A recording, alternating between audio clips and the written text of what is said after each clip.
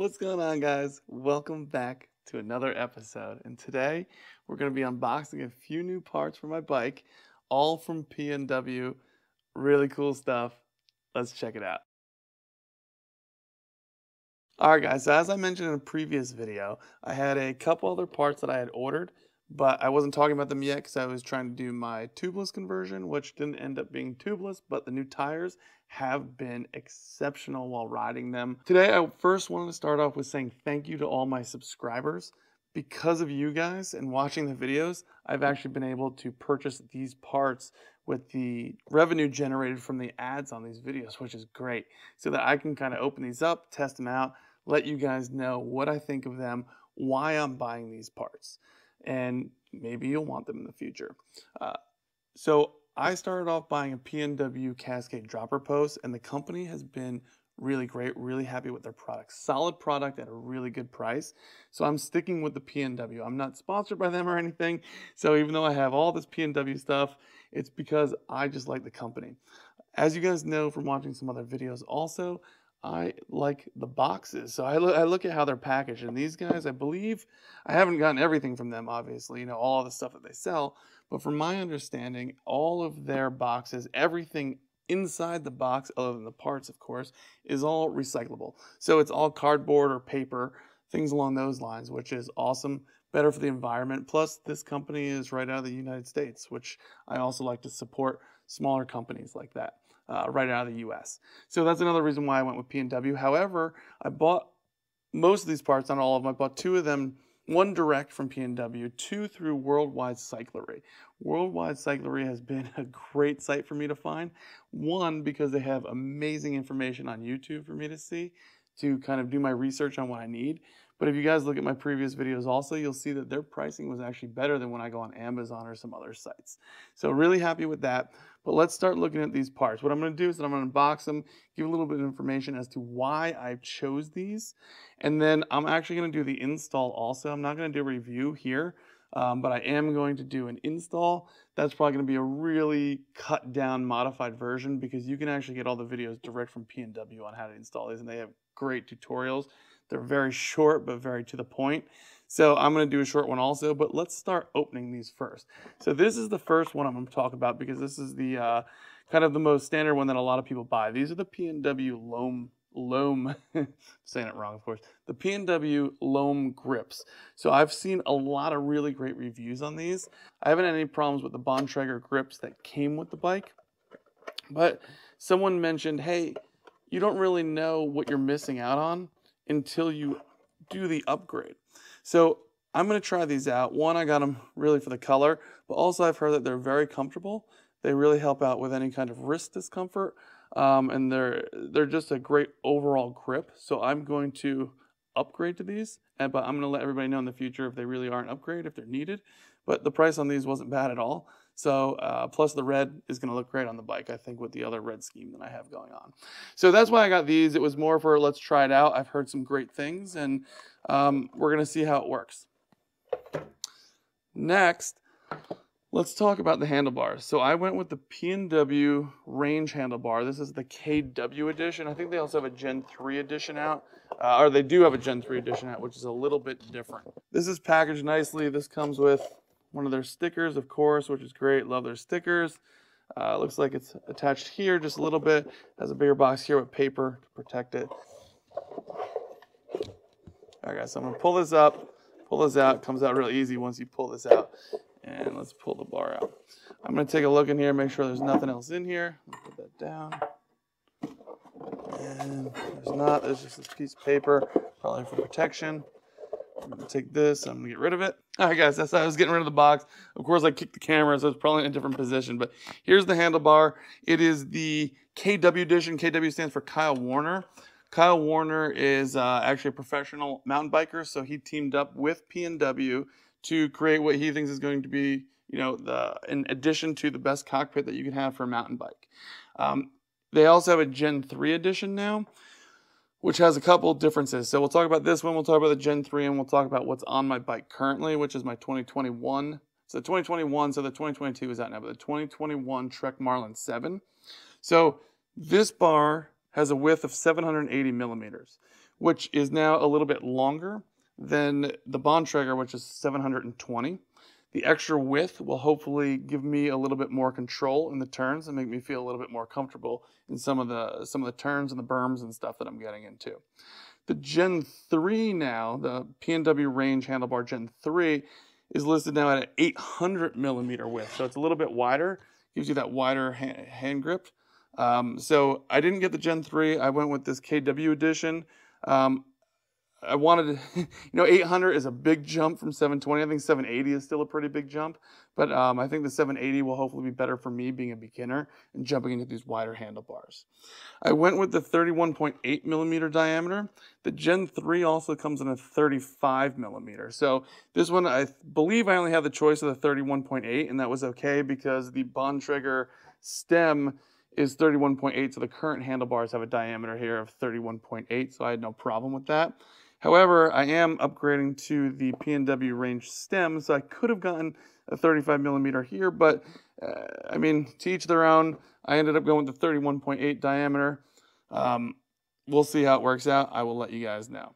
It also has a 30 millimeter rise versus the Bontrager, which is only a 5 millimeter rise. So what's all this mean to me, and why did I go with this new handlebars, wider, new grips, all this different stuff? Well, one, riding my bike for me, and this is all personal preference. One thing that I haven't touched on is, what am I going for? I bought a cross-country bike because it was affordable to get me into mountain biking, but what I'm really interested in, I'm more interested now that I've been riding into getting more into trail riding or enduro riding. And, the bike isn't really built for that, but these are hopefully a couple steps that'll get me more comfortable to make sure that that's what I want to do. I'm starting to jump the bike a little bit. I'm taking to more downhill type runs. I haven't brought it to a downhill park. This bike isn't going to go to a downhill park. It's not going to be able to do that. But the runs that I'm doing now, more techie, jumps, big berms, big turns, things like that. So just the type of riding that I'm personally doing, that's the way that I want to go. If you want to strictly do cross country, this might not make sense to you. But so what I feel is that I have a lot of weight on the front handlebars all the time. Getting the dropper post has helped me when I'm going down hills, into jumps, things like that, going down stairs, whatever I'm doing. I can drop the post and it gives me a much better stance where I don't have all that pressure up front. However, in standard riding, if I haven't dropped the post, then, I just feel like there's so much weight in the front, especially around turns going downhill.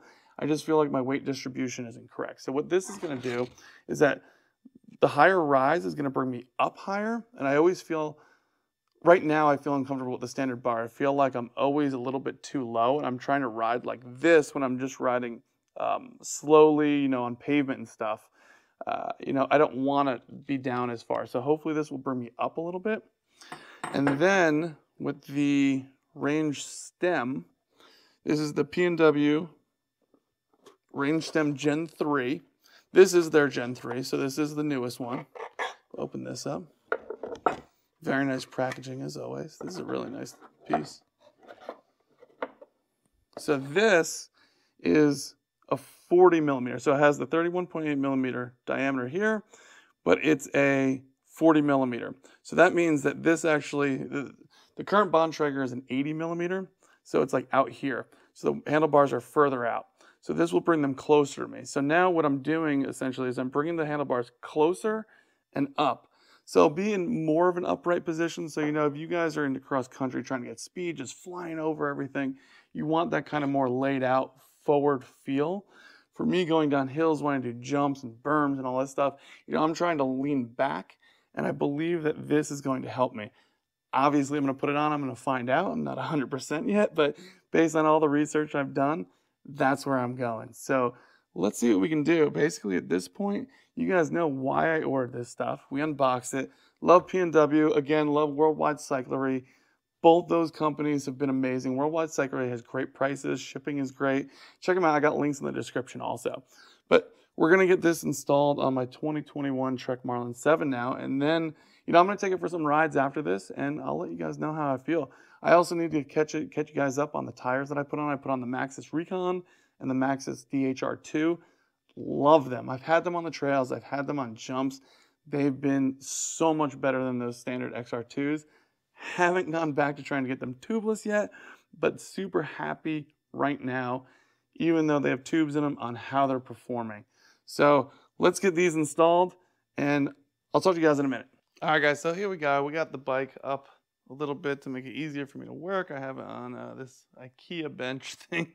But yeah, it's up a little bit in the air just to make it easier for me to work on it. One thing I got to mention is the one negative is that having the higher handlebars pulled back towards me on steep climbs, I'm going to have issues where the bike's going to lift up much easier. So it's going to be easier to pull up to jump. It's going to be easier to pull up to wheelie, but it's also going to pull up when I don't want it as much, when I'm in a very low gear. Doing a steep climb, the front tire might come off the ground. So that's the one negative that I need to watch out for here. So let's get everything together and see how it works out. So guys, I got my Pro Bike Tool torque wrench. This thing is great because it has all the different sizes we need in here. Check out my video on this. It's definitely worth getting just because it has all the sockets, plus it does the torque for us, and it has an extension. I'm not going to use this to actually loosen the bolts. That's what I have this for. But this tool is amazing. You'll see me using this to torque everything down to make sure that we have the proper torque setting. All right, guys, so the first socket I have is a 3mm. We're going to be using this to take off the old Bontrager grips. I'm going to take them out, and then hopefully, oh, look at that, it comes off real easy. Very nice. 1, 2. So now, even though we have our brake levers next, I need to actually loosen up my dropper post lever first because it's sort of in the way of me loosening this one up. So I'm just going to slide this one over a little bit. The brake lever bolt is actually a 5mm.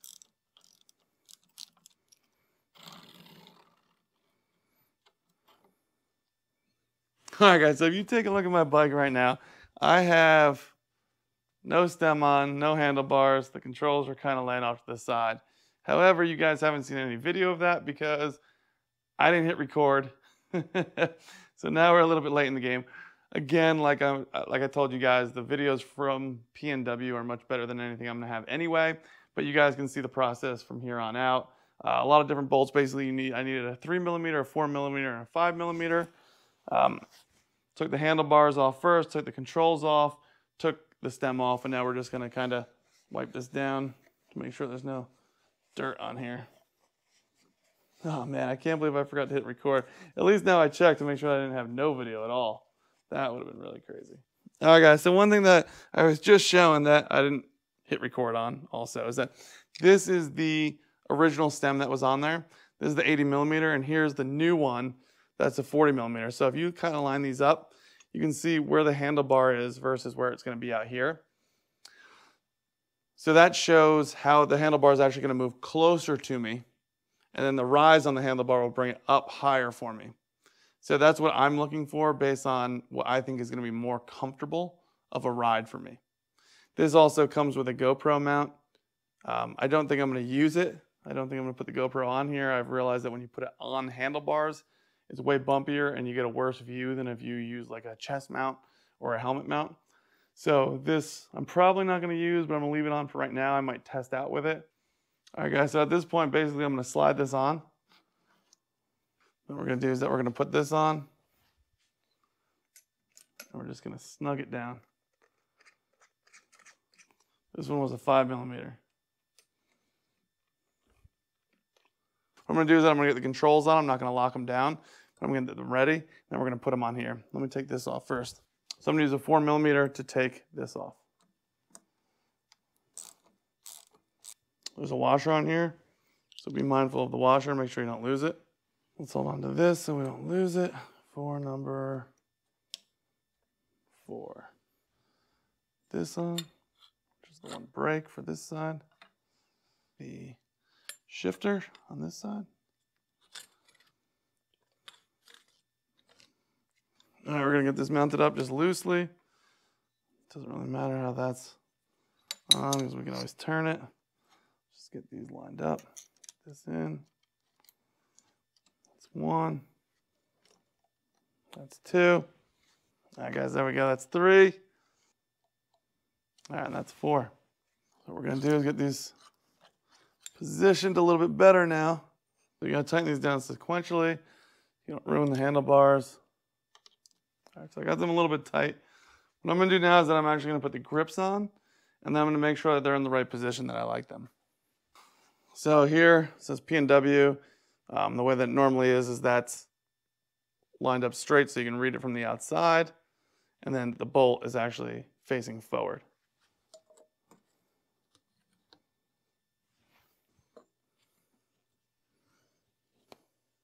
So what I'm gonna do is I'm gonna actually take the bike down to make sure that I'm happy with the way that it feels. I'm gonna get it all lined up and then torque it down. All right, guys, so I spent a lot of time on just kind of positioning the handlebars where it felt comfortable for me. And while I was doing that, the battery on my GoPro ran out. So I'm filming this on my mobile phone, my iPhone. Gets pretty good video footage, and I'm gonna get a lot better close-ups. So you guys can kind of take a look at some of this stuff. This is set up real nice. I'm really happy with this. It looks terrific. I hope the sound on here is okay.